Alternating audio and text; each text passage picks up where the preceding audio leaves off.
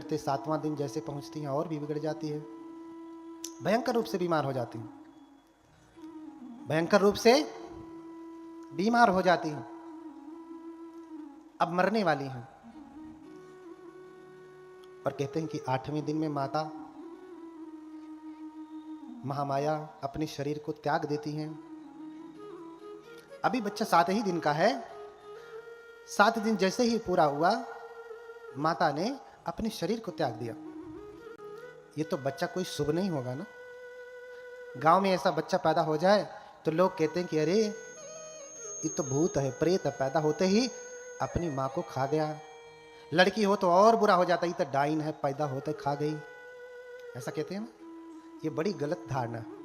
सब लोग अपने अपना आयु संस्कार लेकर के आते हैं। किसी के जन्म लेने और मरने से मैं तो चाह रहा हूँ आप मर जाएंगे नहीं ना, मर जाइए। आप मुझे चाहिए मैं मर जाऊं, मर जाता हूं, नहीं मर सकता। मुझे जब मरना है मैं तभी मरूंगा। आपके चाहने न चाहने से मरने वाला नहीं, मेरे शुभ अशुभ का आपके ऊपर प्रभाव पड़ने वाला नहीं। 7 दिन के बाद ही माता अपने शरीर को त्याग देती, मर जाती हैं। और कहते हैं देवलोक में चली जाती हैं मरने के बाद, क्योंकि अभिधर्म का उपदेश, बुद्ध का जो त्रिपिटक है सूत्र विनय अभिधम, सूत्र विनय का उपदेश तो धरती पे हुआ है, अभिधर्म का उपदेश धरती पे नहीं हुआ है। अपनी माता को बाद में जब बुद्ध बनते हैं तो उपदेश देते हैं और फिर संकिसा उतरते हैं। आगे की कथा में बताऊंगा। देवलोक चली जाती हैं। अब ये प्रश्न होगा, सुतस्य किम कारणम यदि सर्वज्ञ मातारम चरमे 7वें दिवसे माता जहति जीवितम। इसका कारण क्या है कि 7 ही दिन के बाद माता मर जाती है? बताइए, अगर बच्चा बुरा नहीं है तो माँ क्यों मर गई भाई? अगर बच्चा पुण्यवान है तो माँ को जीना चाहिए, लेकिन माँ जीती नहीं।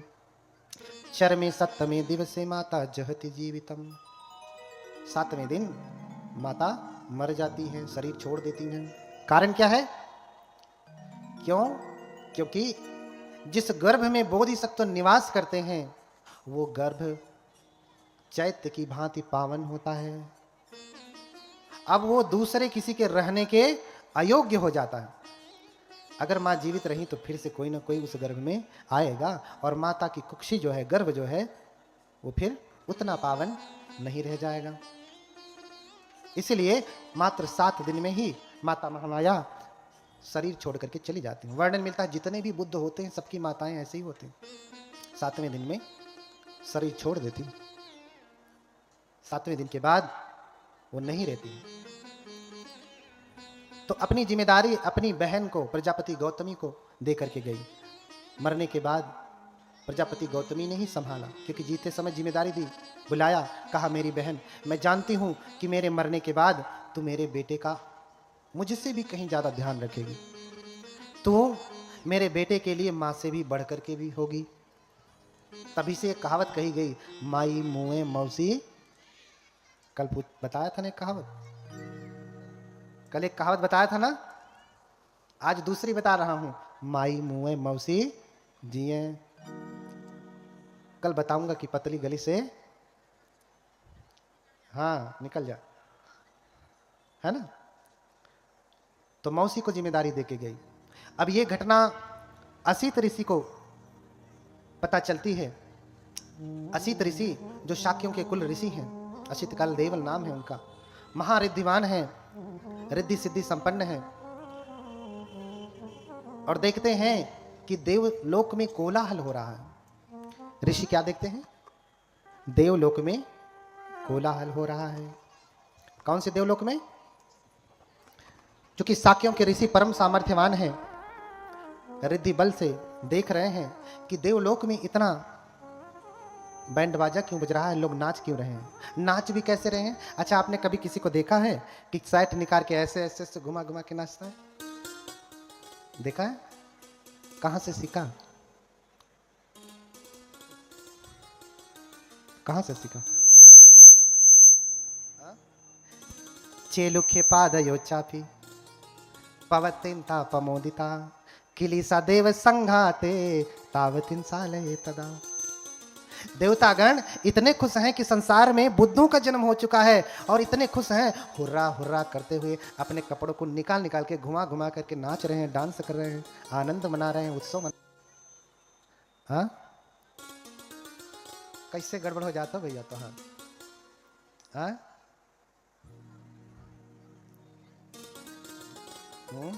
इतने लोगों के धर्म में बाधा ना पड़े, नहीं तो बड़ी बाधा हो सकती है। हाँ? चेलुखे पादयो चापी पवतिंता पमोदिता किलीसा देव संघाते तावतिन सालय तदा। तो तावतिन से देवलोक के प्राणी अपने कपड़ों को उछाल उछाल करके नाच रहे हैं, खुशी मना रहे हैं। असित ऋषि जब देखते हैं कि तुम लोग क्यों नाच रहे हो, क्यों उत्सव मना रहे हो, कह रहे अरे आपको नहीं पता, अरे पूरे कपिलवत तुम ही जातो सुदोधन नाम त्रजो निसज्ज सब बोधे ही अयं बुद्धो भविष्यति। अरे आपको नहीं पता, इस कपिल वस्तु के राजा सुदोधन के घर में ऐसे पुत्र का जन्म हुआ है जो परम ज्ञान को प्राप्त करके बुद्ध कहलाएगा। हाँ, बुद्धोति सद्दं सुत्वा पीतियो दग्गमानसो। हाँ, बुद्धोति वचनं सुत्वा पीतियो दग्गमानसो। अच्छा, बुद्ध जब शब्द सुना तो उनका हृदय प्रीति से भर गया, रोम रोम खड़ा हो गया, इतनी खुशी, इतना आनंद, अरे बुद्ध का जन्म हो रहा है। और जैसे नहीं कहते हैं, उदग्र पेट बाहर आ गया, उनका पेट जो फूल गया, सांसें बड़ी होने लगी, अरे बुद्धों का जन्म हो रहा है। हाँ, सक भावेन संठा तुम नेव सखी गुणा करो। हाँ? बुद्धोति वचनम सुत्वा पीति ओदग्ग मानसो सक भावेन संठा तुम नेव सखी गुणा करो। हाँ? जब वो बुद्ध वचन सुना कि बुद्ध जन्म लेने वाले हैं, तो वो तो तपस्वी हैं, स्थित प्रज्ञ हैं, विचलित होने वाले नहीं है, न सुख से, न दुख से, न भय से, हाँ, न निंदा से, न प्रशंसा से। लेकिन ये शब्द सुन करके विचलित हो गए। विचलित होने का अर्थ है भाव विभोर हो गए, उनके रोम रोम खड़े हो गए, उनके शब्दों से वचन नहीं फूट पा रहे हैं, वचन नहीं निकल पा रहे हैं। क्यों? क्योंकि बुद्धोति सद्दं दुर्लभं लोकस्मिन्। बुद्ध शब्द इस संसार में दुर्लभ है, इतनी आसानी से बुद्धों का जन्म नहीं हुआ करता। तो तुरंत वहीं से कहते हैं, अच्छा बुद्ध का जन्म हुआ है तो मैं बुद्ध का दर्शन करने जाता हूं, होने वाले बुद्ध का दर्शन करना चाहता हूं। और वहीं से तुरंत पहुंचते हैं राजा के कपिलवस्तु, और राजा के राजद्वार पे, गेट पे खड़े हो जाते हैं और संदेशा भिजवाते हैं, जाओ कहो राजा से कि असित ऋषि आए हैं। तुरंत सूचना मिलती, राजा स्वयं भागा भागा, सुद्धोधन स्वयं भागा भागा जाता है, ऋषि को ससम्मान लेकर के आता है। निसज्जित्वा सुपन्यते निसिन्नवासनेसि, लेकर के आया राजन, और कहां बिठाया? पहले ही सीट लगा के रखा है कि ऋषि आ रहे हैं, असित ऋषि आ रहे हैं, उनके लिए सीट पहले से ही बना के रखा। देखिए, जब आपके घर में, ये परंपरा है बौद्धों की, आप कहीं भी जाएं, श्रीलंका, थाईलैंड, बर्मा, जहां भी बौद्ध देश में जाएंगे, जब कोई भिक्षु आने वाला होता है तो पहले से ही सारा आसन बिछा के रखते हैं। ये नहीं कि पहले भंते को लेकर के आए, फिर भंते जी आइए, थोड़ा खड़े रहेंगे, भंते अरे लाओ रे चारपाई निकालो, कुर्सी निकालो, सोफा निकालो, बिठाओ। अरे तुम्हें पता ही है कि आने वाले हैं, तो निसज्जित्वा सब कुछ करके रखो ना। राजन ने सुन लिया कि असित ऋषि आ गए, पहले ही सब रेडी करवा देते। उनके पास नौकर चाकर हैं, आपके पास भाई गृह स्वामी हैं, आपके पुत्र पुत्रियां हैं, और आसन लगाने में क्या बारात तो चाहिए नहीं, एक आदमी लगा सकता है। निसज्जित्वा सुपन्यते इसिन्नवासनेसि जातो किर महाराज पुतो तेनुत्तर सुधि। और जब बैठ जाते हैं तो राजन पूछते हैं, महाराज आज अचानक कैसे आना हुआ? ऋषि कहते हैं कि जातो किर महाराज पुतो तेनुत्तर सुधि, मैंने सुना है कि तुम्हें सुपुत्र प्राप्त हुआ है, तुम्हें पुत्र रत्न की प्राप्ति हुई है। हाँ, तुम्हें पुत्र रत्न की प्राप्ति हुई है। दत्तचिच्छा महामिंति आह राजा अलंकितं आना पेत्वा कुमारं तं वंदा पे तुंग पागनि। राजन, मैंने सुना है कि तुम्हें पुत्र हुआ है, लड़का हुआ है, उसे देखना चाहता हूँ। राजा बहुत प्रसन्न हुए कि मेरे पुत्र को आशीर्वाद देने के लिए स्वयं तपस्वी असित ऋषि आए हैं, जो कभी नहीं आते। सिर्फ मेरे पुत्र को आशीर्वाद देने के लिए आए हैं, इसका मतलब मेरा पुत्र कोई विभूति है। कोई दिव्य बालक है, बड़े प्रसन्न होते हैं। महाराज आप बैठे, मैं तुरंत लेकर के आता हूँ, मैं तुरंत लेकर के आता हूँ। जाकर के देखते हैं तो बेटा सोया है पालने में। क्या देखा? जाके देखा तो बेटा पालने में सोया है।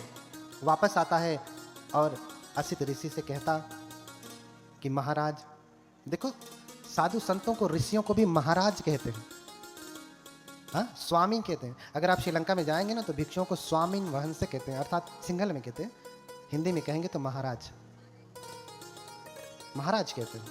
असली स्वामी तो वही है, असली महाराज तो, हाँ, चाह मिटी चिंता मिटी अरु मनवा बेपरवाह। सुनो माताएं, बोलिए भगवान बुद्ध की। महाराज कौन? राजा कौन? चाह मिटी चिंता मिटी मनवा बेपरवाह। और जिसको कुछ नहीं चाहिए वाही शहंशाह। जिसको कुछ नहीं चाहिए वही शहंशाह। शहंशाह कौन है? राजा कौन है? जिसकी चाह मिट गई तो उसकी सारी चिंता मिट गई। हाँ, आपको चाह है कि अरे हमारा ननद दवाई वाली है, आवत हुई है, चिंता तो चिंता है। हमारी मम्मी आ रही हैं, आने वाली होंगी तो चिंता है। हाँ, तो चिंता है तो आप शहंशाह कहाँ हैं?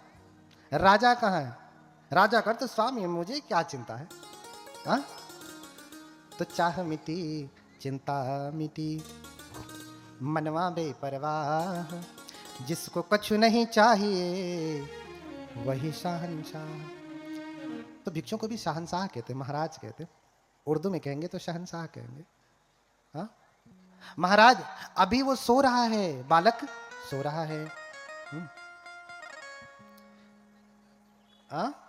राजन नहीं सुतती ऐशो विभूति राजन। हे राजन, ऐसी विभूतियां सोती नहीं। बड़ी ध्यान से सुनना, इस बात में बहुत गहरी बात है। राजन, शुद्धोधन असित ऋषि को कह रहे हैं महाराज, और असित ऋषि शुद्धोधन को कह रहे हैं राजन। क्या कह रहे हैं? राजन। महाराज बच्चा सो रहा है।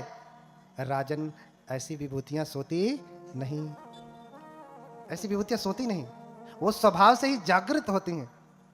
आप जाएं और ध्यान से देखें और लेकर के आए। अभी तो राजा देख के गया कि बच्चा सो रहा था, और असित ऋषि कह रहे हैं कि जाएं ध्यान से देखें तो जरूर जाग रहा होगा। अच्छा, हम देखते कैसे हैं? दिखाई दे रहा है? क्या है? किससे देख रहे हैं? आंख से देख रहे हैं ना? आंख से देख रहे हैं ना? इसमें क्या है? क्या है? कुछ भी नहीं है। अच्छा, हम देखते किससे हैं? आंख से देखते हैं, आंख से। लेकिन सारी चीजें आंख से दिखाई नहीं देती। आंख देख ही नहीं सकती भाई, आंख होते हुए भी दिखाई नहीं दे सकता। क्यों? क्योंकि आंख देखती ही नहीं। आपको दिखाई तब देगा। अच्छा, आपकी मोबाइल आप अपने बिस्तरे पे रख के आते हैं, बाबू से कहते हैं अरे जा मोबाइल लेके आ। बाबू इधर उधर गया, लेफ्ट राइट किया, मम्मी नहीं है। तो आप क्या कहते हैं? अरे वही बेडवा पे रखे थे, जरा ध्यान से देख। क्या कहा? ये नहीं कहा कि जरा आंख से देख, क्या कहा? ध्यान से देख। तो दिखाई आंखों से नहीं देता, किससे देता है? ध्यान से। आप ध्यान करते हैं? हाँ, ध्यान करते हैं? बताइए कितने लोग ध्यान करते हैं? हाँ, कितने लोग ध्यान करते हैं? कोई नहीं ध्यान कर रहा। लेकिन जब आपको अपना स्वार्थ सिद्ध करना होता है तब आप ध्यान करते हैं। और ये सुइया तो यहीं गिरल, आंख से तो देख लिए लेकिन अभी दिखाई नहीं दिया, तो फिर कैसे देखते हैं? अरे ध्यान से देखो, यहीं गिरी थी। आंख से नहीं दिखाई देता, किससे दिखाई देता है? ध्यान से दिखाई देता है। इसलिए ध्यान से ही सब कुछ सिद्ध होता है। भगवान बुद्ध हमेशा ध्यान ही करते हैं। लोग कहते हैं अखियां बंद करके क्या देखते हैं? भैया तू तो अखियां खोल के सुई नहीं देख पाते हो। हा? क्यों? क्योंकि दिखाई तो ध्यान से ही देता है। कहीं अरे वो तो आंख बंद करके बैठे लोग का देखी है? आंख जेकर खुलल रही हुए ना देखी। यही ना कहती है गौवा में, वो कौन भगवान हो आंख बंद करके ऐसे बैठे हो? अरे आंख बंद करके ही वो देख पाते हैं। जो आप नहीं देख सकती वो भगवान देखते हैं। बोलिए भगवान बुद्ध की। तो राजन जाए, ऐसी विभूतियां सोती नहीं, स्वभाव से जागृत होती हैं। अभी आपने आंख से देखा है, जरा ध्यान से देखिए। अब राजन जाके देखते हैं, जब सच में अभी तो आंख से देखा था, अब ध्यान से देखें तो बेटा ना हाथ हिला रहा है ना पांव हिला रहा है, ऐसे चुपचाप लेटा है लेकिन सो नहीं रहा। अच्छा, बच्चे को आपने देखा होगा जब तक जाग रहा है वो शांति से सोता है। कभी हाथ जो है मुंह में डालेगा, कभी पांव मुंह में डालेगा, करता रहेगा हमेशा। क्या करेगा? हाथ पांव हिलाता रहेगा, क्या क्या करता रहेगा। शांति से एक भी मिनट बैठता है? ऐसा क्यों होता है? क्योंकि बचपन से ही उसके ऊपर संस्कारों का इतना लेप है। इस पूरे जगत में आकर के ऐसे ही दौड़ता रहेगा, हिलता डोलता रहेगा, शांत रहने वाला नहीं है। लेकिन ये ऐसे हैं कि बचपन से ही शांत हैं, सारे विकारों से रहित हैं, इसलिए लेटे हैं तो कोई हरकत नहीं, कोई सांसारिक संस्कार है ही नहीं, तो क्यों हाथ पांव चलाएंगे भैया? सारे विकारों से रहित हैं, इसलिए चुपचाप लेटे। हाथ क्यों हिलाएं भैया? नहीं हिलाते।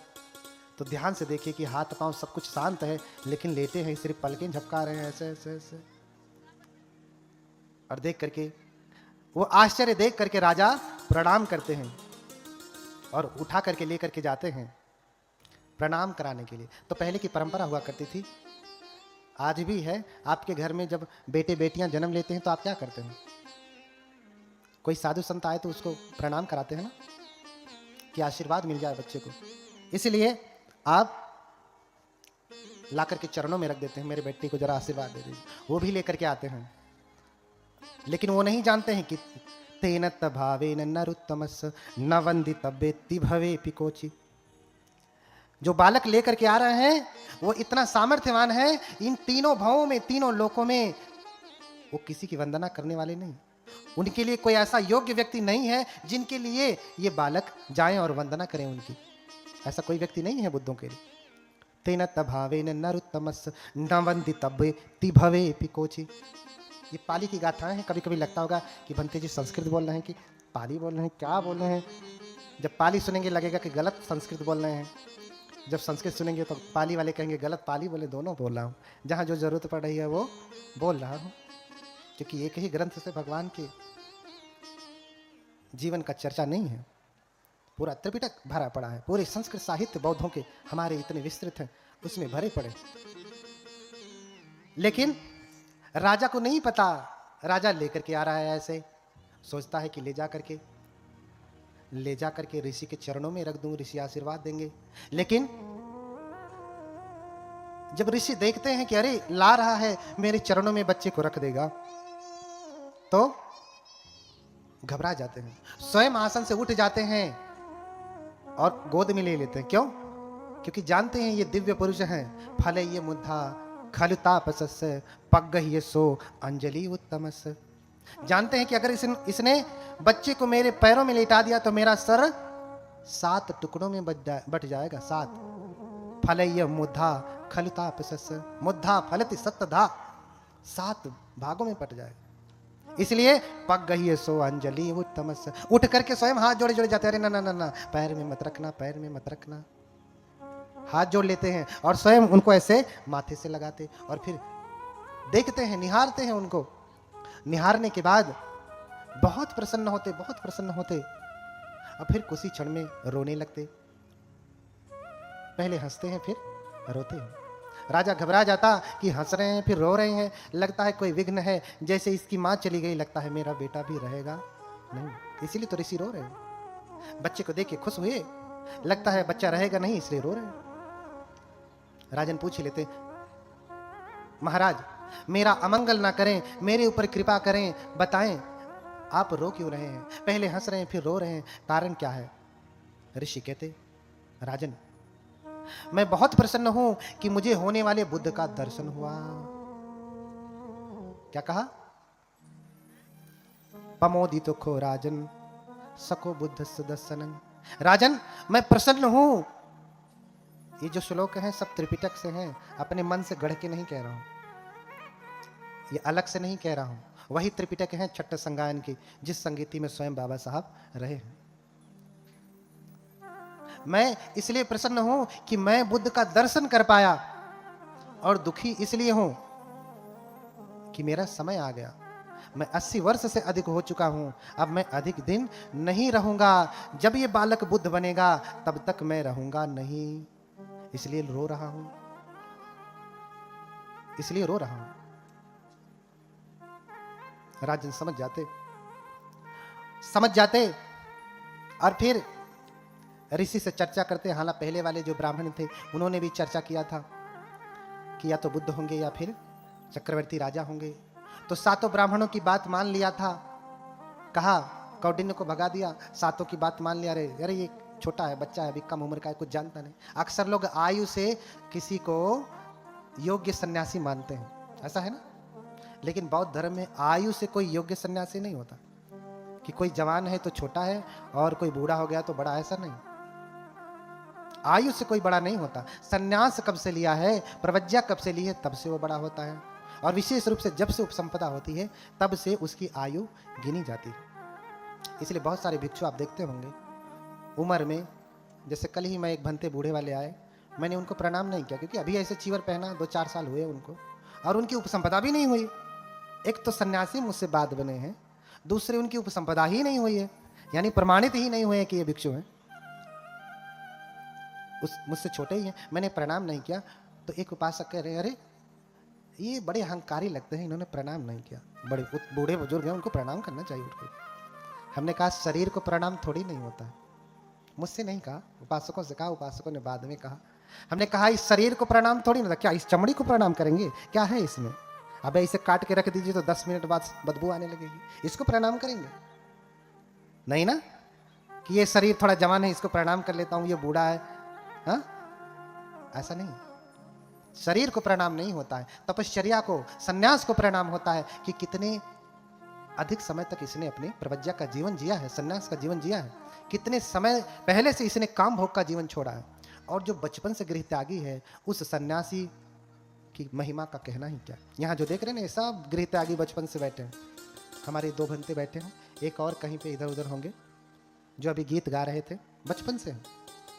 और बचपन के सन्यासी का तेज ज्यादा होता है, उसका सामर्थ्य ज्यादा होता है, उसका गुस्सा भी अगर हो गया ना तो कोई बचा नहीं पाएगा।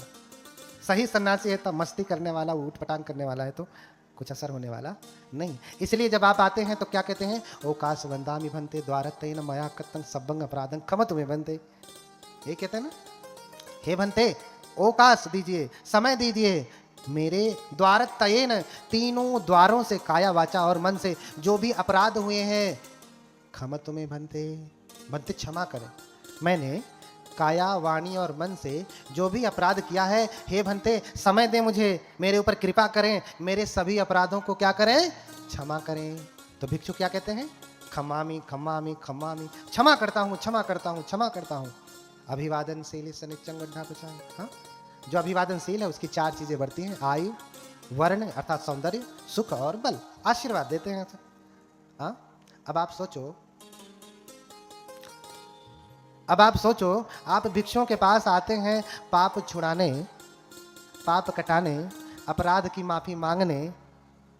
अगर वो आपके अपराध को क्षमा कर सकता तो सोचो जब गुस्सा हुआ तो क्या करेगा। हाँ, आपका अपराध काटने की क्षमता रखता है तो फिर जिस दिन गुस्सा हुआ तो क्या करेगा, कितने अपराध लाद देगा, इसकी गणना है नहीं। और उसमें भी जब बचपन से सन्यासी है, प्रवज्जित है, भिक्षु है, तो उसका कहना ही क्या। अरे बुढ़ापे में कोई भिक्षु बनता है, घर पत्नी के साथ जो भोगना था सो भोग लिया, बच्चे का सुख भोग लिया, जब लतियाए जुतियाए भागा घर से, अब सन्यासी बना है। हाँ? अब क्या ब्रह्मचर्य का पालन करेगा, अब तो ब्रह्मचर्य तोड़ना भी चाहे तो नहीं टूट सकता, तो बूढ़ा हो गया, सारी इंद्रियां शिथिल हो गया, अभी क्या करेगा, कर सकता है कुछ नहीं। जब ब्रह्मचर्य का पालन करना था, आचरित्वा ब्रह्मचर्यम अलब्धा यो बने धनम। भगवान कहते हैं कि जब ब्रह्मचर्य का पालन करना था तब तो किया ही नहीं, करना था तब किया ही नहीं। हाँ, जीर्ण कोचे वजायंती खीन मज्जे व पल्लले, दंपति की गाता है। तो जैसे जब तालाब सूख जाता है तो बगुला पक्षी, बगुला कहाँ से मछली खाता है? जिसमें पानी होता है, जिसमें मछलियां होती है ना। अब पानी ही सूख जाए तो उसे मछली मिलेगी? तो बगुला भी तो दुखी होगा ना, क्योंकि मछली नहीं मिल रही। ऐसे ही बुढ़ापे में सन्यासी व्यक्ति जब सब कुछ सूख गया, पहले ही खड़ा होकर के रोता है कि पानी तो सूख गया, मछली भी नहीं, अब कौन से ब्रह्मचर्य का पालन करेंगे? इसलिए बौद्ध धर्म में बचपन से ही सन्यास लेने का विधान है। हाँ, देखो कितनी बार आपने पाँव को बदला, दादाजी लोग, पिताजी लोग। देखिए हमारे एक उपासक जी पहले ही आगे पैर फैलाए बैठे हैं, नहीं बैठ पा रहे हैं। ये ऐसा नहीं कि जानबूझ करके फैलाए, नहीं, उससे राह क्या करें, मजबूरी। अब शरीर जिसको अपना माना, जिसको मेवा मिश्री खिलाया, बतिए नहीं मानता। बोलिए भगवान बुद्ध की, उन्हीं का नहीं सबका। और वहीं हम सब देखो, बनते लोग बैठे, हम लोग बैठे, हिला हम लोगों का? हिलेगा भी नहीं जब तक कथा चलेगी। हिलेगा नहीं। तो कम उम्र से किसी के सन्यास की गणना नहीं होती, उसके सन्यास से उसकी गणना होती। कब से वो सन्यासी, कब से गृह त्यागी, तो उसे छोटा समझ के पहले भगा दिया। ये जवान है, 7 ब्राह्मणों की बात माना था, तो 7ओं से पूछा, अच्छा आपने 2 बात कहा कि या तो चक्रवर्ती राजा बनेगा या बुद्ध बनेगा, तो मुझे तो बुद्ध बनने के लिए नहीं देना अपने बेटे को, मुझे तो चक्रवर्ती राजा बनाना है। तो क्या करे कि मेरा बेटा घर छोड़ के ना जाए? तो तत्कालीन ज्ञानी विद्वानों ने कहा, 7 विद्वानों ने, ब्राह्मणों ने कहा कि राजन, इसे इतना भोग विलास दे दो कि इसी में लीन रह जाए, घर छोड़ के जैव न करे। इसे हाँ, इसे शराबी बना दीजिए, गजेड़ी बना दीजिए, लीन रहे इसी में, घर छोड़ के जाएगा ही नहीं। 2 तरीके से ये बातें गलत हो गई इन ब्राह्मणों की। एक तो उनका उत्तर इसलिए गलत है, क्या कोई इसलिए सन्यासी, वो स्वयं सन्यासी थे, जो 8 ब्राह्मण थे उसमें से 7 बचे हैं, वो स्वयं सन्यासी हैं। उन्होंने उत्तर दे करके अपने ऊपर प्रश्न चिन्ह खड़ा कर लिया। उन्होंने क्या कहा, राजन अपने बेटे को इतना सुख भोग दीजिएगा, इतना भोग विलास दीजिएगा, वो घर छोड़ेगा ही नहीं। और ये स्वयं सन्यासी हैं, तो क्या आपने सन्यास इसलिए ग्रहण किया कि आपको घर में भोग विलास मिला नहीं? हाँ, आपने सन्यास इसलिए लिया कि आपको घर में भोग विलास मिला नहीं, इसलिए टुटुआ रहे थे, तो चलो भैया कपड़ा पहन ले। हाँ, अपने ऊपर ही प्रश्न जो है खड़ा कर लिया। हाँ, और दूसरी बात, अगर भोग विलास दे दिया जाएगा तो घर नहीं छोड़ेगा, घर में ही रहेगा। कभी भोगी विलासी व्यक्ति चक्रवर्ती राजा बन सकता है? हाँ, कभी भोगी विलासी व्यक्ति, अरे चक्रवर्ती राजा बनने के लिए तो अखंड ब्रह्मचर्य का पालन करना पड़ेगा। हाँ, व्यायाम करना पड़ेगा, अभ्यास करना पड़ेगा, शस्त्र विद्या में निपुण होना पड़ेगा, उसके लिए भोग विलास से निकलना पड़ेगा, तब तो कर पाएगा ना। तो दोनों तरीके से उनकी बातें गड़बड़ ही हैं। कौंडिन्य की बात नहीं माना, कम उम्र का है ना, इन बुढ़उओं की बात माना। हाँ, तो राजा बनेंगे, इन्हें भोग विलास दे दीजिए। और इधर असित ऋषि भी आए हैं, देखे हैं, तो देख करके समझ रहे हैं कि ये बुद्ध बनेंगे, चक्रवर्ती बनने का कोई आसार नहीं है। असित ऋषि चले जाते, राजन इनकी परवरिश करने लगता, ये धीरे धीरे बड़े होने लगते, सारे भोग विलास की सुविधा दे देते। लेकिन ये बचपन से ही कुशाग्र बुद्धि के थे, दयालु थे, इतने दयालु कि छोटे से छोटे जीव की भी हत्या नहीं करते। कभी शिकार खेलने नहीं जाते, क्योंकि राजा तो युद्ध में पारंगत तब होता है जब वो शिकार खेलता है ना, बिना शिकार खेले वो कैसे युद्ध में पारंगत हो सकता है? नहीं हो सकता ना। लेकिन बिना किसी जीव को मारे 16 कलाओं में निपुण हुए। कौन? राजा के पुत्र। अब इनकी कामनाएं पूरी हो रही हैं, इतने लंबे समय की अभिलाषा थी जो पूरी हुई, इसलिए नामकरण विशेष रूप से नहीं हुआ। अभिलाषाएं इनकी पूरी हो गई थी, इसलिए इनका नाम ही पड़ गया था सिद्धार्थ। सिद्धार्थ का अर्थ होता है सिद्ध अर्थ, अर्थ की सिद्धि होना, कामनाओं की पूर्ति हो जाना, अभिलाषा का पूरा हो जाना। अभी अभिलाषाओं की पूर्ति हो रही। 16 कलाओं में निपुण हो गए, विवाह भी हो गया, समय अधिक नहीं है, इसलिए कथा को आगे बढ़ाना पड़ेगा धीरे धीरे धीरे। 3 दिन में कोई कथा नहीं होती है। भगवान बुद्ध के जीवन को, 29 साल के जीवन को हम 3 दिन में कैसे बताएंगे? बता पाएंगे? 29 साल के गृहस्थी के जीवन को हम 3 दिन में बता पाएंगे? नहीं। और फिर गृह छोड़ा, बुद्ध बने, 45 वर्षों तक उन्होंने उपदेश किया। इतने पूरे 80 वर्ष के जीवन को हम 3 दिन में बता पाएंगे? नहीं ना, बहुत समय चाहिए होगा। धीरे धीरे बड़े होते हैं, उनका विवाह किया जाता। यशोधरा से विवाह होता है। हाँ, यशोधरा ब्याह करके आती है। उनकी पत्नी बहुत ही अच्छी है। कहा जाता है कि जब उनका जन्म होता है, ग्रंथों में वर्णन मिलता है, उनके जन्म के साथ साथ कई चीजें जन्म ली। जिस दिन उन्होंने जन्म लिया उसी दिन एक बोधि वृक्ष जन्म लिया। वही बोधि वृक्ष जिसके नीचे वो तप करेंगे। जिस दिन उनका जन्म हुआ उसी दिन कंथक का जन्म हुआ, उनके घोड़े का। जिस दिन उनका जन्म हुआ उसी दिन यशोधरा का भी जन्म हुआ। जिस दिन उनका जन्म हुआ उसी दिन कालूदाई का जन्म हुआ। जिस दिन उनका जन्म हुआ 8 घड़े सोने के रत्न जन्म लिए, मैंने निकाले राजा ने। इतनी चीजें एक साथ जन्म लेती हैं।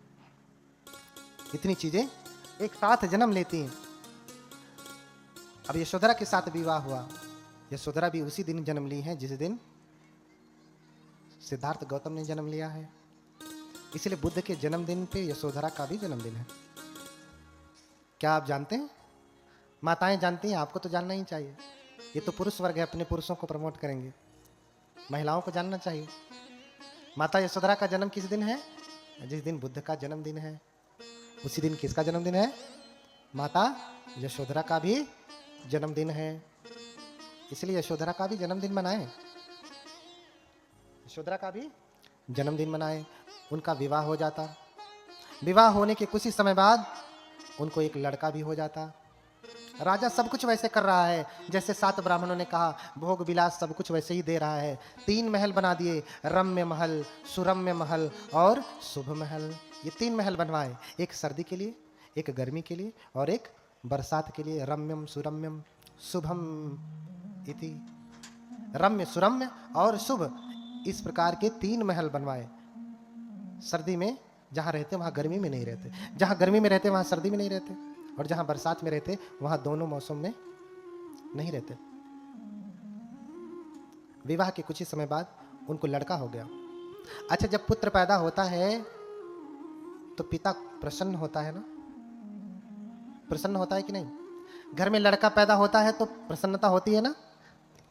माता पिता जानते होंगे, बाकी लोग क्या जानेंगे। यहां कितने पिता बैठे हैं? सब पिता हैं लगभग। इधर माताएं, कितनी माता हैं जिनके बच्चे हैं? बेटी बेटा कोई भी हो, है ना? बेटा जन्म लेता है तो खुशी होती है ना? लेकिन जब सिद्धार्थ को पुत्र पैदा हुआ तो उनको सूचना जब दी गई तो बड़े परेशान हो जाते हैं। कहते हैं कि ममज्जंग बंधनम जातंति वत्वान साहुदे निसज्ज सब कामे ही आगमा सुंदरम पुरम। जब पुत्र की खबर मिली कि सिद्धार्थ प्रसन्न होइए, आपको बेटा हुआ है, तो सिद्धार्थ प्रसन्न नहीं होते। आप ही तो क्या कहते हैं? अरे ये क्या हुआ है? राहु हुआ है, बंधन हुआ है। ममज्जंग बंधनम जातंति वत्वान साहुदे। राहुल का अर्थ क्या होता है? बड़ी खुशी से राहुल नाम रखते हैं। बहुतों का नाम राहुल तो जैसे कॉमन हो गया है। हाँ, चाहे हिंदू हो चाहे बौद्ध हो, बहुत सारे लोग क्या नाम रखते हैं? राहुल। राहुल नाम रखते हैं ना? राहुल का अर्थ होता है बाधा, बंधन। और जब उन्होंने राहु कह दिया, राहुल कह दिया, तभी से उनका नाम भी क्या पड़ गया? राहुल। सिद्धार्थ का भी नामकरण ऐसे ही हुआ। अभिलाषा का पूरा हो गया, हो जाना तो सिद्धार्थ हो गए, बंधन पैदा हो गया तो राहुल हो गए। ठीक है? उन्होंने कहा कि राहु पैदा हुआ, राहुल, बंधन पैदा हुआ है। अरे अब मैं गृह त्याग नहीं कर पाऊंगा। बाबा साहब ने द बुद्धा निधम्मा में लिखा है कि रोहिणी नदी का विवाद होता है और वो घर छोड़ देते। ये सिर्फ भगवान बुद्ध और उनके धम्म में इसका वर्णन। लेकिन विश्व के जितने भी देश हैं उनका कहना है कि वो 4 दृश्य देखते हैं तब घर छोड़ते हैं।